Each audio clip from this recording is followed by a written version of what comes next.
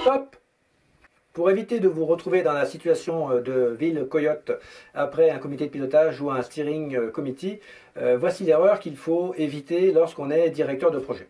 Alors cette erreur, elle est issue de mon retour d'expérience quand je travaille avec des directeurs de projet, et parfois j'en vois arriver certains qui sont un petit peu déboussolés parce qu'ils se sont fait rudement secouer en comité de pilotage ou en steering committee par leur sponsor, et parfois même ils se sont fait carrément remettre les pendules à l'heure par leur sponsor en tête-à-tête après le comité de pilotage. Dans 80% des cas, la raison est toujours la même erreur qu'on retrouve même chez des directeurs de projet très expérimentés. Pressés par le temps, dans la volonté d'aller vite, de bien faire, de proposer quelque chose, avec des délais trop courts pour, pense-t-il, avoir le temps de faire tout ce qu'il faut comme il faut, ils proposent en comité de pilotage ou en steering une recommandation ou une solution dont ils n'ont pas eu le temps d'en parler avant avec leur sponsor. Ça, c'est vraiment une erreur fatale parce que le sponsor, dans le meilleur des cas, il ronchonne, mais le plus souvent, il se sent mis au pied du mur, il a le sentiment qu'on lui force la main, il peut même se sentir, dans certains cas, trahi. Le pire scénario, c'est lorsqu'il se sent mis en situation de faiblesse devant ses pairs, c'est-à-dire devant les autres membres d'un comité de pilotage, pour ceux que votre comité de pilotage ressemble à un comité de direction.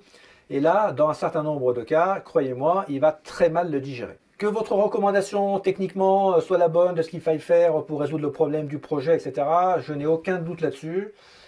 Mais les cimetières de projet sont pleins de directeurs de projet qui avaient raison. La question n'est pas de savoir si vous avez raison, ça c'est très bien. La question est de savoir est-ce que les autres le pensent. Et si vous avez raison et que vous êtes le seul à le penser, croyez-moi, ça n'a absolument aucune valeur, en dehors du fait pour votre ego de vous dire que vous aviez la bonne solution.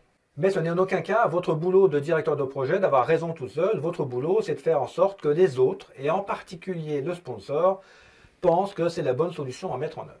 Pour ça, vous devez intégrer que le sponsor, ce n'est pas du tout une personne qui est câblée comme vous, directeur de projet. Les directeurs de projet sont très souvent des gens très opérationnels, parfois très techniques, qui font bien leur boulot, qui arrivent à mener leurs équipes, qui ont un nombre de problèmes importants à gérer. Les sponsors, s'ils sont arrivés à un poste de comité de direction ou à un poste important dans l'entreprise, c'est pas du tout par hasard. C'est pas parce qu'ils ont vu la lumière, ils sont rentrés et puis on leur a proposé le poste. S'ils y sont, c'est qu'ils se sont battus. Et donc, ils ont une volonté d'arriver à ce poste-là.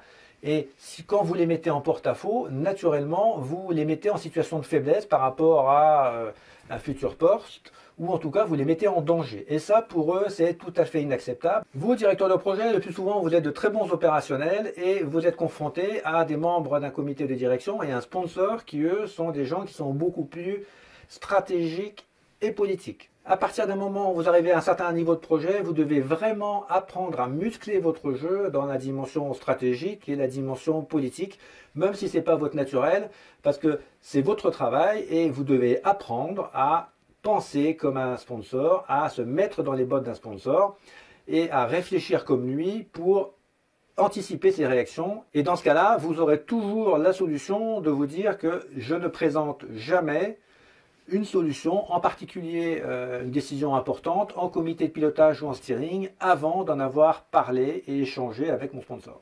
En résumé, vous devez avoir non seulement raison, mais également vous devez apprendre à muscler votre jeu politique et stratégique, et il n'y a rien d'insultant dans ces termes-là. Sinon, effectivement, votre réveil risque d'être un petit peu rude. La preuve,